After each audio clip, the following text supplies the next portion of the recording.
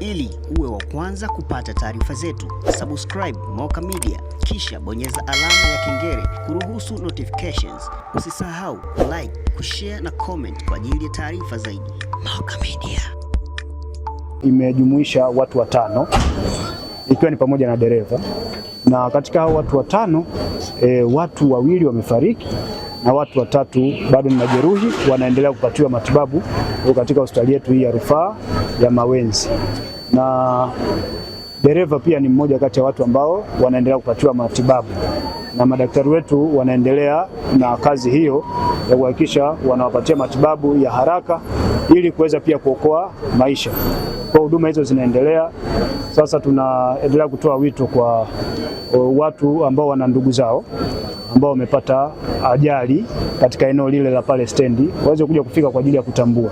Kwa hiyo utambuzi unaendelea kufanyika, na baada ya muda tutawapa taarifa rasmi ya kwamba ni nani na nani ambao wamefariki na nani na nani ambao ni majeruhi, kwa sababu baada tu ya kutokea ajali, kitu cha kwanza tunaendelea na huduma za dharura kwa ajili ya kuokoa yale maisha. Lakini baada ya hapo tukishapata taarifa sasa rasmi ya majina na ndugu, akija kutambua tutasema ni nani na nani ambao wamefariki. Lakini ajali mbaya, na tunaomba kwa Mwenyezi Mungu kwa jitihada za madaktari, basi wale ambao wanaendelea kupatiwa matibabu waweze kurejea katika hali zao za kawaida na maisha yaweze kuendelea. Gari inaonekana alikuwepo dereva peke yake, na wale wengine wote walikuwa ni watu wa nje ya gari. Wengine walikuwa ni wakiendelea na biashara zao. Ile gari ilivyokuwa katika spidi kubwa, ikaacha uelekeo wake kwenye kona, ikaingia moja kwa moja kwenda kugonga watu ambao walikuwa wako nje pale, na wengine walikuwa katika vibanda vya kukatia tiketi. Na ni gari ndogo aina ya Alteza. Kwa hiyo ilikuwa iko katika spidi kubwa sana. Kwa hiyo hii gari ndio ikaenda ikagonga wale watu wengine ambao wako nje. Mwingine pale tumemwona alikuwa ni dereva bodaboda, anasema alikuwa amepaki bodaboda yake pembeni, akaja akasombwa na ile gari ikamsababishia ajali.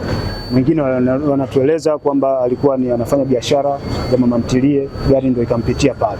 Kwa hiyo wale wengine wote 4 ukitoa huyu dereva walikuwa ni watu wa nje ya gari ile ambayo imepata ajali. Kwa alikwenda kugonga na kwenda kuvamia vile vibanda ambavyo vinapatikana katika eneo letu la stendi pale. Ya kiume, mmoja wa kike.